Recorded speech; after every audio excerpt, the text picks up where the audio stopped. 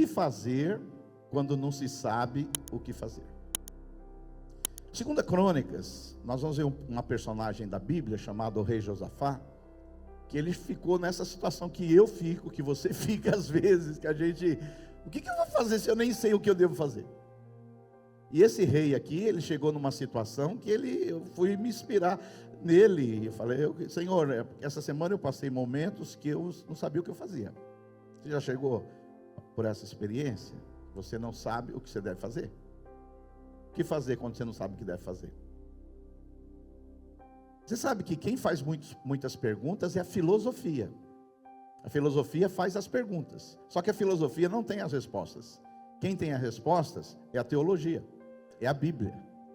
A Bíblia é um livro de respostas. E aqui, sem mais delongas, no segundo livro das Crônicas, capítulo 20, conta a história do rei Josafá, que ele ficou no momento que ele não sabia o que fazia. Diz assim: depois disso, os filhos de Moabe e os filhos de Amon, com alguns dos meunitas, vieram a peleja contra Josafá, que era o rei de Judá. Então vieram alguns que avisaram a Josafá, dizendo: grande multidão vem contra ti da além do mar e da Síria. E eis que já estão em Azazon Tamar, que é em Gedi. Então Josafá teve o que, irmãos? Medo. E se pôs a buscar ao Senhor, e apregoou um jejum em todo Judá. Judá se congregou para pedir o que, irmãos? Socorro ao Senhor. Também de todas as cidades de Judá veio gente para buscar o Senhor. Tem hora que a coisa pega. Pôs-se Josafá em pé na congregação de Judá e de Jerusalém, na casa do Senhor, diante do pátio novo, e disse: ah, Senhor. Quando você fala, ah, Senhor, fica, a coisa está feia. Ah, Senhor, Deus de nossos pais, porventura não és tu Deus nos céus? Não és tu que dominas sobre todos os reinos dos povos? Na tua mão está a força e o poder, e não há quem te possa resistir. Porventura, ó nosso Deus, não lançaste fora os moradores dessa terra de diante do teu povo de Israel, e não a deste para sempre a posteridade de Abrão, teu amigo? Habitaram nela, e nela edificaram um santuário ao teu nome, dizendo: se algum mal nos sobrevier, espada por castigo, peste ou fome, nós nos apresentaremos diante dessa casa e diante de ti, pois o teu nome está nessa casa, e clamaremos a ti na nossa angústia, e tu nos ouvirás e nos livrarás. Agora, pois, eis que os filhos de Amon e de Moabe, e os do monte Seir, cujas terras não permitiste a Israel invadir, quando vinham da terra do Egito, mas eles se desviaram e não os destruíram. Eis que nos dão a pago, vindo para lançar-nos fora da tua possessão, que nos deste em herança. Ah, nosso Deus, acaso não executará tu o teu julgamento contra eles? Porque em nós não há força para resistirmos a essa grande multidão que vem contra nós. E olha só o tema da mensagem: e nós não sabemos o que vamos fazer. E nós não sabemos o que fazer. O que você deve fazer, não é? O que fazer quando você não sabe o que fazer. Porém, os nossos olhos, a gente não sabe o que fazer, mas os nossos olhos, Senhor, estão postos em Ti. O meu socorro vem lá do alto. Todo Judá estava em pé diante do Senhor, como também as suas crianças, as suas mulheres e os seus filhos. Então, esse então é precioso, veio o Espírito do Senhor. Quando o Espírito do Senhor vem, quando o Espírito do Senhor baixa, quando o Espírito do Senhor se manifesta no meio da congregação, espero que o Espírito se manifeste na sua vida hoje, sobre Jaziel, filho de Zacarias, filho de Benéias, filho de Jeiel, filho de Matanias, levita dos filhos de Asaf, e disse, o Espírito veio sobre esse Jaziel aí: dai ouvidos todo Judá e vós moradores de Jerusalém, e tu, ó rei Josafá, ao que vos diz o Senhor, não temais, nem vos assusteis, por causa dessa grande multidão, pois a peleja não é vossa, mas de Deus. O que fazer quando não se sabe o que fazer? Às vezes, meus irmãos, a gente passa por momentos na vida que nós nos sentimos totalmente perdidos. Às vezes as pressões, os momentos difíceis, os problemas inesperados. Às vezes na vida a gente fica sem direção. Você já ficou sem direção algumas vezes? O que fazer quando nós não sabemos o que fazer na hora da batalha? Você já teve alguma situação, algumas circunstâncias que parece que não tem esperança? Você já teve numa situação onde você não vê saída? Você já teve uma situação que o inimigo ciranda aí nas suas proximidades e você, o que eu vou fazer agora? Talvez isso possa ser uma doença, um desemprego, uma opressão do inimigo, e às vezes a gente se encontra nessa situação. Eu não sei você, mas na minha caminhada cristã, por muitas vezes, pastor Honório, eu já cheguei assim, o que eu faço agora? Essa semana mesmo, eu passei por situações, não é? Aqui na igreja, o que nós vamos fazer? Não é, pastor Otávio? O que nós vamos fazer agora? Porque tem coisas que não dependem só de nós, dependem de outros, e às vezes, a gente não sabe o que fazer. E aqui eu peguei o personagem, o rei Josafá, que foi um dos poucos reis bons de Judá, né? E ele teve um problema, porque 3 exércitos se juntaram para destruir Israel, Judá. E esses exércitos, é bom que você saiba, não eram inimigos deles. Por quê? Nós vimos lá, foi o povo de Edom, de Amon, que era parente de Israel. Porque quando Israel saiu do Egito e veio para a terra prometida, eles poderiam ter destruído esses povos, mas Deus falou, não, eles são descendentes de Ló, mantenham-os. E agora aquelas pessoas que você fez o bem, agora se juntam 3 exércitos e vêm para passar como rolo compressor, acabar com você. E eles têm uma visão muito clara disso, porque, não sei se você sabe, a cidade de Jerusalém é a cidade mais alta de Israel, ela fica numa montanha. E esse povo aqui de Edom, de Amon e do Monte Seir, eles são lá do norte, lá do sul de Israel, lá do Mar Morto, é o lugar mais baixo da terra, é 400 metros abaixo do nível do mar. Então quem está em Jerusalém, ele viu aquela multidão se juntando de milhares, talvez centenas de milhares, aquele exército que veio para quê? Para destruir, para acabar. E é interessante que o rei Josafá, ele diz aí no verso 2, ele diz assim, pois não temos força para enfrentar esse exército imenso que vem nos atacar, e não sabemos o que fazer. Você já chegou nesse ponto? Eu não sei o que fazer. Mas ele não termina assim, mas ele diz assim, mas os nossos olhos se voltam para ti. Você chegou numa situação que ninguém mais pode te ajudar, ninguém pode mais te socorrer, que você só tem o Senhor. Eu me lembrei daquele salmo, elevo meus olhos para os montes, da onde me virá o socorro? Depois ele responde, o meu socorro vem do Senhor. E eu queria, baseado nesse personagem aqui, né, Josafá, o rei Josafá, tirar alguns conselhos que podem te ajudar, se você está passando, ou se você vai passar por um momento assim. 6 conselhos, 6 lições, que a gente pode tirar dessa situação, que pode te ajudar na hora da luta, na hora que você não sabe o que fazer nessa situação. Ok? Você está aí ainda? Amém, então dá amém. Primeiro conselho, ou primeira lição: reconheça a sua limitação, mas enfrente o medo. Olha só o verso 12. Ele diz assim, o rei Josafá, pois não temos força para enfrentar esse exército. Na verdade, esses exércitos, eram 3 exércitos imensos que vêm nos atacar. Não sabemos o que fazer, mas os nossos olhos se voltam para ti. Às vezes, eu vou dizer uma coisa para você: Deus permite que nós passamos por situações assim, para que nós reconheçamos a nossa fraqueza e a nossa limitação. Então, o primeiro conselho que a gente vê aqui na história desse rei Josafá, que vai terminar muito bem, como a sua história também vai terminar muito bem, é que ele confessou a sua fraqueza.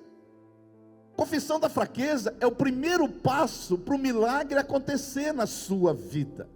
Porque tem pessoas que se acham poderosíssimas, tem pessoas que acham que elas vão resolver tudo, tem pessoas que se acham que são autossuficientes, são autoconfiantes, e às vezes ela acha que tem condições de resolver, mas nós, como povo de Deus, às vezes Deus vai permitir situações na nossa vida, para que nós nos reconheçamos a fraqueza que nós temos, os nossos limites que a nossa vida tem.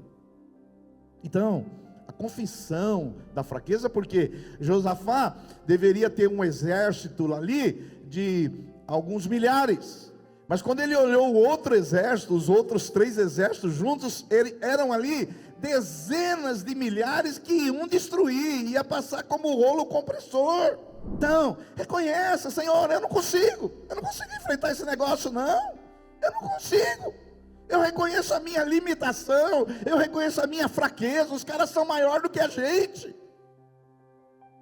Agora mesmo, uma brincadeira, só um parênteses para quebrar o gelinho, que vocês estão muito sérios, que está tendo um campeonato, a Copa do Mundo dos times. E esses dias eu estava lá no clube que eu jogo futebol, e os torcedores dos times que não estão lá, estão tudo com inveja dos torcedores dos times que estão.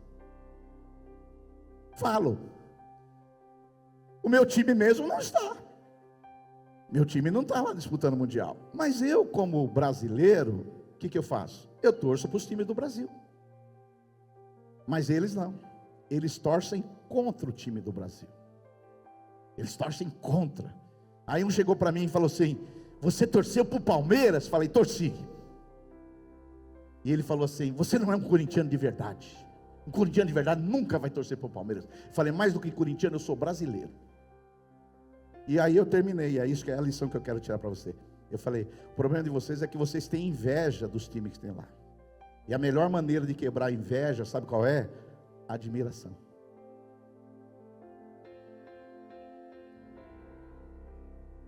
Aqueles times que estão lá são melhores do que os nossos, não é? Mas você tem que confessar a sua fraqueza. À medida que você acha que você é o cara e não é a fraqueza. Nossos times estão lá porque nós somos melhores. Agora, quando começa o milagre, o primeiro passo é quando eu reconheço a minha limitação, a minha fraqueza. Por isso que Tiago, capítulo 4, verso 6, vai dizer assim, que Deus, Ele resiste aos soberbos, mas Ele dá graça aos humildes. As pessoas que reconhecem a sua fraqueza, a sua limitação, a sua impotência, elas falam: eu vou olhar para o alto, porque eu sei que Deus abençoa os humildes, os fracos, os desprezíveis, os que não são. É esses que Deus derrama o seu favor, para que a glória seja dele. Não, às vezes você não é bom em tudo não, filho. Reconheça os seus limites, não é verdade? E foi o que Josafá fez. Ele olhou para aquele exército e falou: os caras são maiores que nós não vamos aguentar essa batalha, nós vamos olhar para os céus, para o alto. Primeiro conselho, na hora que você não sabe o que fazer, é: reconheça os seus limites e sobretudo, não tenha medo. Por quê? A Bíblia Sagrada, ela diz assim, olha só no verso 3, 2 Crônicas 23. Então, quando Josafá, ele viu aquela dezenas, centenas de soldados, centenas de milhares de soldados vindo na sua direção, ele teve o que, irmãos? Medo. É um medo razoável. É um medo que às vezes a gente tem. Sim ou não? Não é que você é crente e você não tem medo. Às vezes a gente vai ter temores na nossa vida, um diagnóstico ruim, né, um desemprego, um problema. Esses medos, eles às vezes, eles vêm na nossa vida, e não tem nenhum problema temer. Na Bíblia não há nenhuma exortação para aqueles que temeram, mas a Bíblia diz assim: não temais. E quando você é crente e você tem medo, a primeira coisa que você faz qual é? Busque o Senhor. Eu olho para os céus, da onde me virá o socorro? O meu socorro vem do Senhor. Às vezes nós vamos ter medo, às vezes a gente vai ter medo de fazer um teste, uma prova, de ter um empreendimento, um negócio. Às vezes nós vamos ter medo, sim ou não? Às vezes nós vamos ter medo. Eu me lembro uma vez, eu tinha vindo do seminário. Eu fiquei no seminário muito tempo, e na década de 80, quando a sua carteira ficava muito tempo sem registro, as firmas não admitiam. Hoje é totalmente diferente. Mas a firma, e eu voltei do seminário com a carteira branquinha, e tempo parado no seminário. Aí fui fazer um teste numa empresa, numa ferramentaria de uma empresa aqui na região do ABC. Aí eu tinha o teste primeiro teórico, depois era o teste prático. O teste teórico, o chefe lá, o futuro chefe, ele colocou um desenho desse tamanho assim na minha frente, e pegou 3 peças e falou: onde estão essas peças nesse desenho? Quando eu olhei as peças e olhei para o desenho, eu tive muito medo, que eu falei: já fui reprovado. Eu já fui reprovado, e eu precisava do emprego, porque eu fiquei muito tempo parado no seminário, não tinha recurso, não tinha dinheiro, e eu falava: eu preciso desse emprego, eu preciso desse emprego. Aí eu falei: Senhor, eu não entendo uma linha desse desenho aqui, mas o Senhor pode me dar esse emprego aqui. Aí o chefe olhou assim e falou: já teve tempo de ver as peças aí no desenho? Eu falei: já. E ele falou: onde está tal peça? Eu falei: eu quero confessar para o senhor que eu não entendi nada, não sei nada. O senhor me desculpe, porque no Senai que eu estudei, esses desenhos não tinha, muito grande, e era em alemão ainda os escritos. Eu não entendi nada. Eu sei, me desculpe, o senhor perdeu o seu tempo, eu perdi o meu, estou indo embora. Aí ele falou: ei, vem aqui, gostei de você, o emprego é seu. Falei: mas eu não sei nada. Ele falou: não, mas nós vamos ensinar você. Deixa eu falar para você, você tem um Deus poderoso, e que quando você olha para o céu, mesmo quando as situações são desfavoráveis, reconheça que Ele está com você. Aleluia, diga glória a Deus aí, aleluia. Então, na hora do medo, não é ficar com medo. Eu sei que às vezes a gente vai bater o coração, vai suar a mão e tal, mas na hora do medo é fazer que nem Josué fez. Olha o verso 6, olha aqui, Josafá, olha o verso 6. Josafá, ele clamou ao Senhor, e às vezes lá no emprego, lá no teste que você vai fazer, lá no concurso, lá naquela concorrência, você não precisa fazer aquela oração como Josafá fez, mas faz uma oração relâmpago: Senhor, eu preciso de Ti. E Josafá orou assim: Senhor Deus de nossos pais, porventura não és Tu Deus nos céus? Não és Tu que dominas sobre todos os reinos dos povos? Na Tua mão está a força e o poder, e não há ninguém que Te possa resistir. Em outras palavras, quando Deus age, ninguém pode resistir. Quantos podem dar um glória a Deus aí? Então, o primeiro conselho que a gente deve fazer, o que não sabe quando fazer, é o seguinte: reconheça a sua limitação e enfrente o medo. Amém? O segundo conselho que a gente vê aqui na vida de Josafá, que a gente aprende a fazer o que a gente não sabe fazer, é um conselho que ele nos dá nessa história, é: não desanime, foque seus olhos no Senhor. Olha só o verso 14. Então veio o Espírito do Senhor no meio da congregação, e o Espírito veio sobre ali um tal de Jaziel. Olha só que nome é esse. O Espírito veio, e eles estavam com medo, aqueles milhares de soldados indo atacar. Mas deixa eu falar para você, o Espírito vai falar com você nas horas mais difíceis. Quando precisar falar, o Senhor vai falar o seu coração. O Senhor não vai ficar em silêncio nessas horas. E o Espírito baixou em Jaziel. E o Espírito veio nesse profeta de Deus, e eu espero que o Espírito venha hoje aí na sua vida também, em nome de Jesus. O Espírito veio, e aí ele disse: olha, Judá, eu sei que vocês estão tudo amedrontados, vocês estão olhando para o limite de vocês, eu sei que a coisa está feia, mas eu quero dizer para vocês, moradores de Judá e de Jerusalém, e tu, ó rei Josafá, ao que diz o Senhor: primeiro, não temais, nem vos assusteis, e nem vos assusteis. Eu fui pesquisar essa palavra assusteis, é mais do que medo. Assusteis no original hebraico é desanimar. Porque às vezes nós vamos passar por momentos que nós vamos reconhecer o nosso limite, que nós vamos olhar para o céu, mas como as coisas às vezes não melhoram, porque tem coisas, você sabe que tem coisas que está ruim, mas pode piorar, né? Às vezes desgraça pouco é bobagem, tem coisas que você acha que está ruim hoje, mas a coisa às vezes piora. E no caso de Josafá, eles poderiam no meio da batalha desanimar. Então, o segundo conselho que a gente deve fazer, o que não sabe o que fazer, é: não desanime. Você que está passando por uma enfermidade, você que está desempregado, você que tem um problema de dívida, você que está jogando tigrinho, para de jogar. Olha, irmãos, eu vou falar uma coisa para você. Eu tenho que falar algumas coisas aqui. Às vezes eu saio da pregação, mas eu volto. Eu achava que nenhum crente jogava tigrinho. Eu achava. Porque na minha época, para jogar, você tinha que ir lá numa loteria esportiva, loteria, casa lotérica, pegar um cupomzinho, ir lá e jogar. Esses dias, eu fui no shopping e vi que em casa lotérica hoje só tem velho, que para o velho precisa de um papelzinho. Mas aí, ontem lá, a gente estava batendo um papo com os pastores, é um momento de comunhão, confraternização. Um dos pastores me disse o seguinte: eu quase caí da cadeira.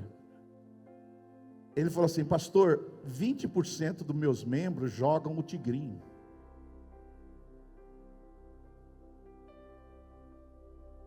Aí eu falei: mas o que é o tigrinho?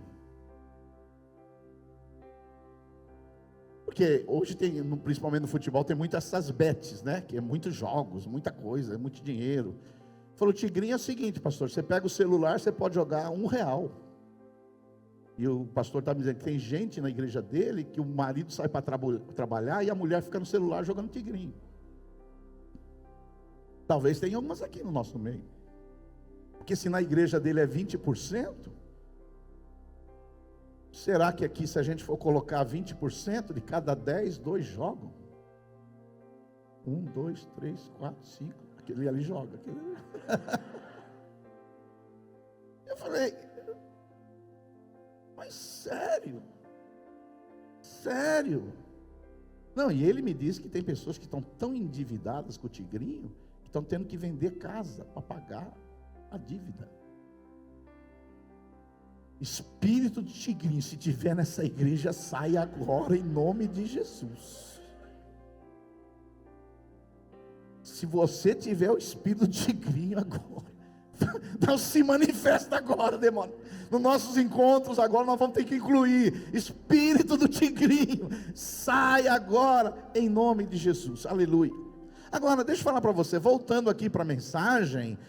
Desanime. Você pode estar endividado, você pode estar com uma doença, você pode estar com um diagnóstico ruim. Não desanime, enfrente essa batalha, mesmo que você não sabe o que fazer. Eu confio no Senhor. Eu não sei porque Ele não está agindo, eu não sei porque Ele está demorando, eu não sei porque o tempo dele não é sincronizado com o meu tempo, mas uma coisa eu sei: Deus é bom e Ele vai agir, Ele vai me tirar dessa situação. Eu não vou desanimar, eu vou continuar. Está difícil, a luta está grande, mas eu vou continuar.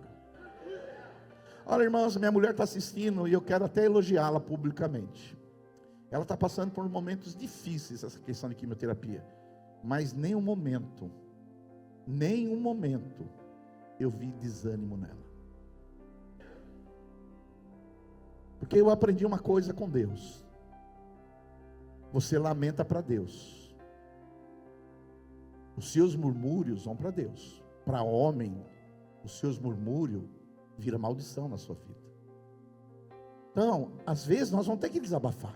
Nós vamos ter que dizer: ah, Senhor, esses caras aí, esses edomitas, esses moabitas e esses aí do Monte Seir, Senhor, eles são piores do que nós. Senhor, esses caras aí, eles vão passar como rolo compressor, mas se eles fossem melhores que nós, ainda a gente falava: não, esses caras são melhores com a lei, tudo bem. Mas eles são piores que a gente. Eles não obedecem a sua lei, eles não te honram, eles não obedecem a sua palavra, eles não querem a sua presença, eles são piores do que nós. Uma das piores coisas na vida é quando você vê você doente e você vê os ímpios saudáveis. Quando você está endividado e você vê os ímpios prosperando. Então deixa eu falar para você, não desanime. Paulo diz assim: não cansemos de fazer o bem, porque a seu tempo colheremos, se não desanimarmos. Você vai colher, vai chegar o seu tempo, vai chegar a sua cura, vai chegar o seu milagre. A porta uma hora vai se abrir, em nome de Jesus, mesmo que você não saiba o que fazer. Aleluia. Essa foi a palavra de Jesus. Jesus diz assim: no mundo tereis aflições, mas tende o quê? Ânimo. Paulo disse lá em Coríntios capítulo 5, que nós devemos ter sempre bom ânimo, sempre bom ânimo. Por isso que a gente não murmura para homens, mas lá para Deus nós vamos falar: Deus, esses caras vão pior que nós. Senhor, não é que eu mereço, mas se o Senhor é um Deus justo, por que esses caras aí estão acontecendo essas coisas boas e com a gente só acontece o ruim? Josafá fez isso. Então deixa eu falar uma coisa para você, aprende um princípio espiritual. Para Deus você lamenta, para os homens você não fala nada, você só fala da sua fé. Porque a vida de um crente às vezes é entre lamentos e louvores. É você ler o livro de Salmos, lamentos e louvores, assim, eles se cruzam, eles vão penetrando. Uma hora o salmista está louvando, outra hora está lamentando, mas para Deus, não para os homens, não em rede social, não para os fofoqueiros da vida. Para Deus sim. Para Deus às vezes você vai lá: Senhor, esses caras aí são pior que nós. O Senhor tem que passar rolo compressor neles. O Senhor tem que acabar com eles. Agora quando você encontrar esses caras na rua: oh, tudo bem, amém, Deus abençoe. Hipócrita não, é gente educada. Por isso que o segundo conselho que a gente aprende aqui, no caso de Josafá, é: não desanime. Está passando por luta, não desanime, continua firme. Está doendo, continua firme. Ah, está sofrendo, continua firme. Ah, pastor, meu nome está sujo, uma hora vai limpar. Não desanime, foque no Senhor. Uma hora a solução dele vai vir para você, em nome de Jesus Cristo. Digam glória a Deus. Eu estou falando o que fazer quando não sabe o que fazer. Terceiro conselho que a gente vê aqui na vida do rei Josafá, ou a terceira lição, é: ouça a voz de Deus dizendo que essa batalha não é sua. Olha só o verso 14 do capítulo 20. Então veio o Espírito do Senhor ali sobre o Jaziel. E olha só, porque o Espírito do Senhor quando vem não é para acabar com você. O Espírito do Senhor vem para te levantar. O Espírito do Senhor vem o quê? Para te encorajar. O Espírito do Senhor vem o quê? Para te levantar para cima. E aí isso aqui é um profeta ainda da velha aliança. Agora os profetas da nova aliança, eles vêm para o quê? Para nos levantar. Por isso, se vir um profeta falando para você: ó, tem uma profecia para você. Qual é a profecia? Um caminhão vai te atropelar e você vai morrer. Não aceite isso aí. Nem na velha aliança às vezes tinha esse tipo de profecia, porque o povo era endurecido. Mas nós não somos o povo endurecido, nós somos o povo do coração mole. Nós somos o povo que foi transformado por Deus. Então no povo da nova aliança, a profecia vem nos encorajar. E o profeta mesmo na velha aliança disse o seguinte: dai ouvidos todos, ó de Judá, moradores de Jerusalém, moradores de Mauá, Ribeirão Pires e adjacências, ó tu, ó rei Josafá, ao que vos diz o Senhor: não temais, nem vos assustei por causa desse grande multidão. O problema é grande, pois a peleja não é vossa, mas de Deus. Quantos podem dizer um glória a Deus aí? Aleluia. Aprenda uma coisa: você entregou a sua vida para o Senhor? Quantos aqui entregaram a sua vida para o Senhor? Digam glória a Deus. Você entregou? Agora, as suas batalhas não são apenas suas batalhas. As suas batalhas agora são as batalhas de Deus. Porque você não serve um Deus assim, eu sirvo a Deus, mas na hora da batalha, agora é cada um por si, Deus por todos. Não, não é assim que funciona não. Deus realmente, Ele pega a nossa batalha. Por isso você tem que pegar o seu probleminha aí, é um desemprego, uma doença, é um problema familiar. Pega o seu probleminha, essa batalha, e você tem que falar: Senhor, é sua. Eu não tenho nada a ver com isso aqui não. Eu não sei como que o Senhor vai resolver esse negócio aqui. Porque quando eu olho para os caras lá, eu não sei como resolver isso aqui. O problema é seu. E eu vou falar para você, quando você entrega o problema na mão de Deus, aí você entendeu que agora é Deus que dirige a sua vida. Ele é o soberano, Ele é o seu Senhor, Ele está acima de tudo. O que você está enfrentando, esse problema de saúde, esse desemprego, essa dívida, esse problema familiar, isso não é um problema seu. Agora é um problema de Deus. Você já entregou para Deus? Se não, chega para Deus e fala: Deus, está aqui, está aqui os caras aqui, está aqui. Porque a sua batalha não é sua, é de Deus. Você vê bem, Davi entendeu bem isso, que quando ele foi lutar lá com Golias, vocês conhecem, está lá no livro de Samuel, do profeta Samuel. Davi, quando ele enfrentou Golias, o que ele disse? Está lá em 1 Samuel 17, 14. E ele disse assim: saberá toda essa multidão que o Senhor salva, não com espada nem com lança, porque o Senhor é a guerra, e Ele vos entregará nas nossas mãos. Ou seja, Davi, ele tinha consciência que a batalha não era dele. Não era ele que ia enfrentar Golias com um estilinguinho, não. A batalha, porque por trás daquele estilingue estava o Senhor, o Todo-Poderoso. E a batalha foi vencida. E você vai vencer essa batalha também, em nome de Jesus Cristo. Então diga aí para o seu vizinho: a sua batalha não é sua, é do Senhor.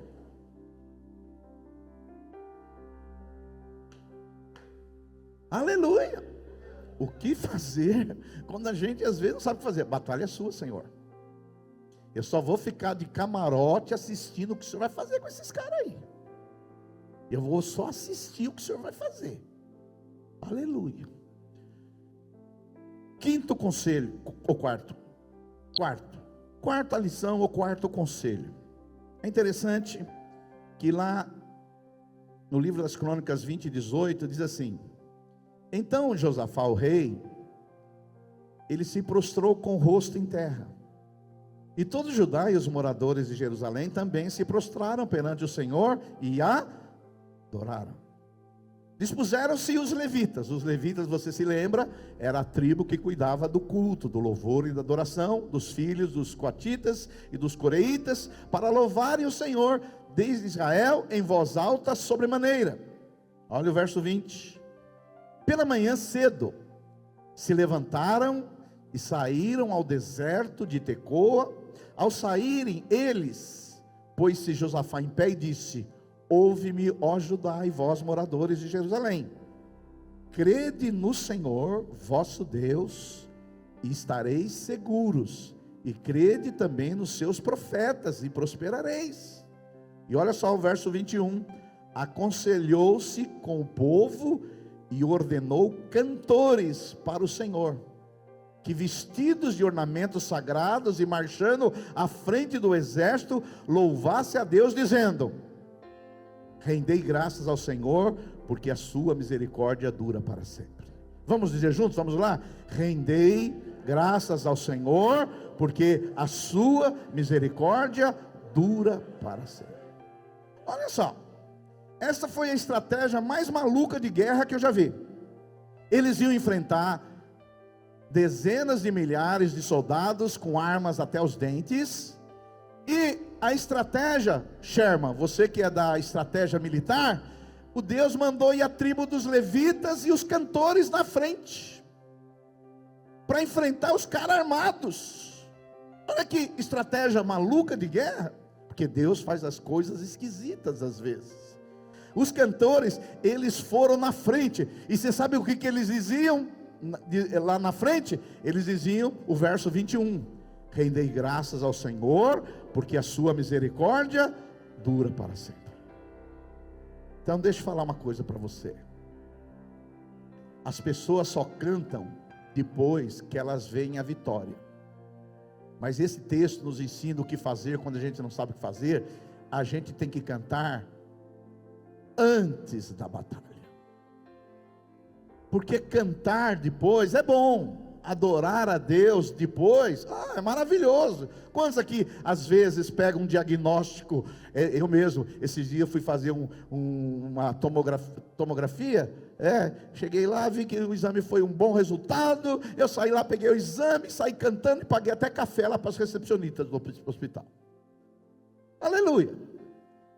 Isso é maravilhoso, mas é mais maravilhoso quando você pega o diagnóstico e está ruim, e a batalha está difícil, você ainda não sabe o resultado, mas você fala: rendei graças ao Senhor, porque Ele é bom e a sua misericórdia dura para sempre. Então, talvez você ache que eles falaram uma vez isso, né? Mas eu quero dizer para você que no verso 22 diz assim: tendo eles começado a cantar e dar louvores a Deus, pôs o Senhor emboscadas contra os filhos de Amon e o de Moabe, os de Monte Seir, que vieram contra Judá, e foram desbaratados. Eu quero dizer para você que esse pessoal ficou o dia inteiro cantando: o Senhor é bom e a sua misericórdia dura para sempre. Porque talvez você fale: não, eles falaram uma vez e os caras já caíram. Não, eles foram na frente contra o inimigo e diziam: o Senhor é bom e a sua misericórdia dura para sempre. Aleluia! Melhor do que louvar a Deus depois da vitória é louvar a Deus antes, porque aí tem um princípio espiritual, porque o louvor é uma arma para vencer batalhas. O louvor, ele é uma arma para vencer batalhas. Quando você estiver passando por batalhas, não fica calado, o diabo vai querer calar sua boca. Quando você estiver passando por luta, não fica aí deprimido, abra sua boca, levante a sua boca para o alto e cante: o Senhor é bom, eu rendo graças ao Senhor, porque Ele é bom e a sua misericórdia dura para sempre. Aleluia! Cante antes. Até parece que tem uma música da Cassiane. Você sabe que eu não gosto muito das músicas da Cassiane, né? Mas tem uma que é boa, que ela diz assim, que é para a gente cantar na hora da luta. Vocês se lembram? Então louve, sempre louve. Como que é o negócio? Me ajuda, pelo amor de Deus. Você também não gosta da Cassiane, né? Então esse é o problema. Que ela quer falar que está chorando, louve. Está sofrendo, louve. Então louve, pastor Onofre. Se não vai saber fazer, louve. O seu louvor invade o céu, Rose. O seu louvor invade o céu. Pastor, por que você não gosta da música da Cassiane? Porque não são músicas cristocêntricas. É música só para o eu, para a minha luta, mas Cristo passa longe. Por isso que eu não gosto da Cassiane. Mas você pode continuar gostando. Agora, essa música, ela fala de uma coisa muito boa, que é a questão do louvor como arma de guerra. Você já usou o louvor como arma de guerra? A luta está grande, os inimigos estão aí, mas eu vou louvar. Por isso que você, quando liga o rádio no seu carro, você deveria colocar louvores a Deus. Esses dias eu emprestei um carro para um pastor da nossa igreja. Ele precisava ir em São Paulo. Emprestei o carro. Mas meu carro só tinha rádio de notícia. Só fica numa rádio só de notícia. Quando voltou, um sambão do caramba no meu carro. Está amarrado. Falei: aleluia, não é só tigrinho não, tem samba também, filho. Agora o louvor é uma arma de guerra, meu querido. Na hora da luta, na hora que a coisa parece que tudo diz não, na hora que está difícil, cante louvores a Deus. No mundo diz assim, no mundão, não está na Bíblia: quem canta seus males espanta. Mas eu quero dizer para você que o louvor é uma arma de guerra poderosa, que pode trazer muita vitória para você, em nome de Jesus. Eu na minha casa, o momento mais feliz na minha casa é quando eu ouço minha mulher cantar. Mulher, qual foi a última vez que você ouviu seu marido cantar? Hoje de manhã? Ah, que maravilha, Érico. Samuel está nesse nível? Ai, que maravilha. Tem irmãos, é assim, onde eu vou, ponho música. Eu ponho no carro, caminhando, na academia. Tem gente que fala assim, ô pastor, essa música está me irritando. É os demônios.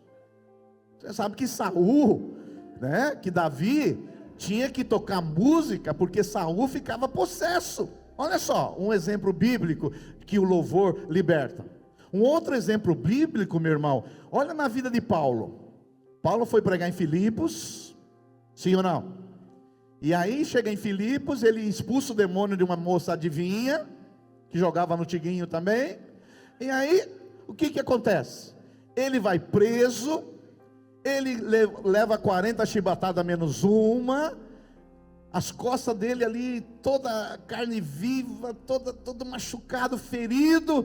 Mas a Bíblia diz lá em Atos 16, que no lugar dele reclamar, dele murmurar, a Bíblia diz que à meia-noite, Paulo e Silas louvaram ao Senhor. E quando eles começaram a louvar, houve um grande terremoto, e as cadeias foram abertas. E você talvez não saiba, depois foi plantada uma igreja ali em Filipos, através da casa do carcereiro, que se tornou uma grande igreja na cidade de Filipos, que depois foi a maior sustentadora do apóstolo Paulo.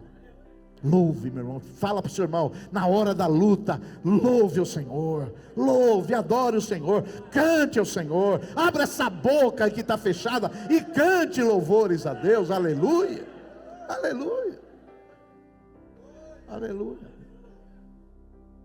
aleluia. Estou parecendo pastor assembleiano, né? Mas amém, é forte. Quinta lição: o que fazer quando não sabe o que fazer? Posicione-se em fé. Olha só, segundo o livro de Crônicas 20:17. Nesse encontro não tereis de pelejar. Tomai posição. Tomai posição. Tomar posição é se posicionar em fé. Sim ou não, irmãos?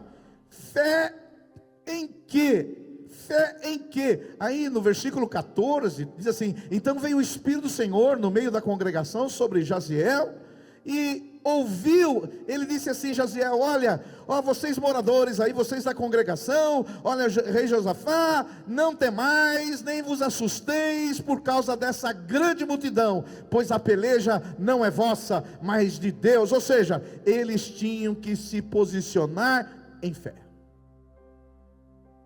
E a fé vem como? Pelo ouvir a palavra de Deus. Eu espero que através dessa pregação, que é uma pregação do Silvinho Galho aqui da Vila Bocaina, você possa ouvir a voz de Deus. Por quê?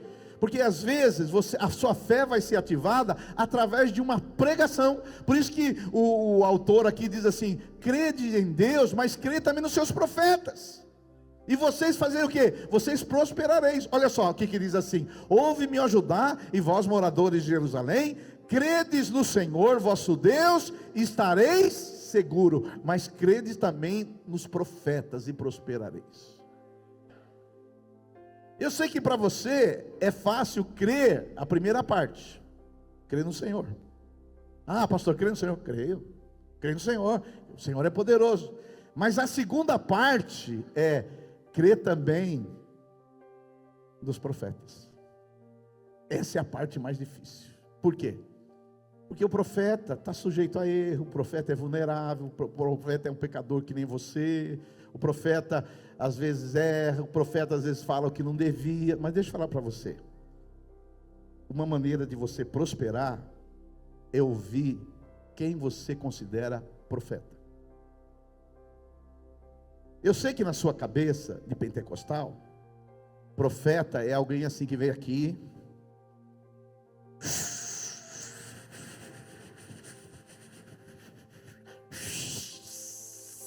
aí eles deixam um pedacinho de carne no meio do dente e fica.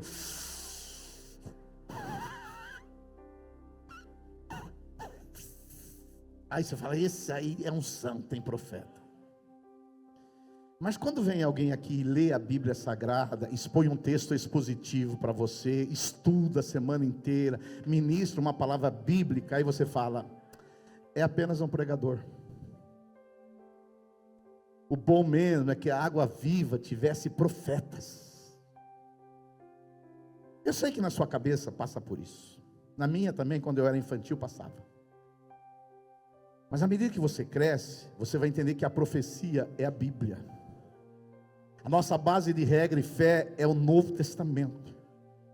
E quando você expõe um texto da Bíblia Sagrada e prega a Bíblia Sagrada, o que ela diz, porque esse é o primeiro princípio de interpretação bíblica, a Bíblia quer dizer o que ela diz, e você prega, aí você acha que não é profeta, mas estou dizendo para você, se você não nos considera profeta, mas nós somos os seus profetas, estamos aqui para te encorajar, para pregar a palavra de Deus, para te alimentar, para te inspirar, para ativar a sua fé, para que você crê no poder de Deus, crê em Deus, para que você conheça Cristo. Então nós queremos que você às vezes dê ouvidos ao que nós estamos falando, e creia que nós somos os seus profetas, e certamente você vai prosperar. Aleluia. Você veja bem, quem é muito profeta na minha vida é o pastor Aloísio Silva, presidente da Vinha Internacional. Ele, em nenhum momento, ele é um mestre, mas um profeta. Mas ele ensina, ele dá direção para o povo. É um profeta, e eu prosperei muito depois que eu tive esse profeta na minha vida. A nossa igreja, há 25 anos atrás, era uma igreja de 100 pessoas na periferia de Mauá. Hoje nós somos 86 igrejas espalhadas pelo Brasil. Porque eu ouvi o meu profeta e prosperei. Agora, se você está aqui, mas você acha que nós não somos profetas, você devia procurar uma igreja que quando você olha para o pastor, fala, esse aí é um profeta. Agora, se você vem nessa igreja, você tem que crer que aquilo que a gente prega, você vai ouvir, você vai praticar e você vai prosperar em nome de Jesus Cristo. Diga um glória a Deus aí. Eu sei que é muito ruim falar da gente mesmo, mas não tem como você vir aqui e a gente não misturar a palavra de Deus com nós mesmos, com a nossa pregação. Esse é o profeta. Você vê os profetas do Antigo Testamento, Deus usava as características dele. Deus tem profeta do Velho Testamento, Amós era um boiadeiro, ele usava a expressão de um boiadeiro. Eu sei que às vezes a gente tem um limite, às vezes exagera, a gente às vezes fala uma coisa que não deve, a gente chega em casa, às vezes se arrepende, mas tenha certeza de uma coisa, atrás da nossa voz, às vezes você vai ouvir a voz de Deus. Entendeu?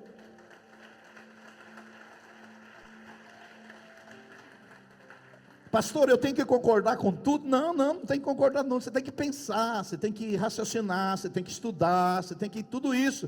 Mas de vez em quando um pastor levar uma palavra para você, você fala, eu recebo essa palavra. Eu recebo essa palavra em nome de Jesus. E digo para você, assim como Josué, como Josafá, você vai vencer essa batalha. E o último para a gente ir embora, que vocês estão com cara já de nhoque. Você sabe que é igreja com cara de nhoque? É que estão com fome. E é normal, né? Para a gente ir embora. O que fazer quando não se sabe o que fazer? Você devia pregar essa mensagem aqui, pegar isso aqui e guardar. Se você não está passando por essa situação, provavelmente em algum momento da vida você vai passar. Ah, pastor, eu estou num momento maravilhoso, glorioso, é só bênção, lua de mel, cruzeiro, Guarujá, agora é Campos do Jordão. Pastor, isso aqui não tem nada a ver comigo. Mas uma hora você vai precisar. Que a vida a vida é cíclica. A vida você passa por primavera, por verão, mas às vezes o inverno também chega. Que nem agora, hoje acho que vai começar o inverno, é hoje? Começou ontem. Então, o inverno, agora você não vai ver as árvores com frutos, você não vai ver as flores, porque o inverno chegou, é a maneira que Deus criou o mundo. Mas para a gente ir embora, vamos embora agora. Sexto conselho, para o que fazer quando a gente não sabe o que fazer. Enfrente o inimigo com confiança.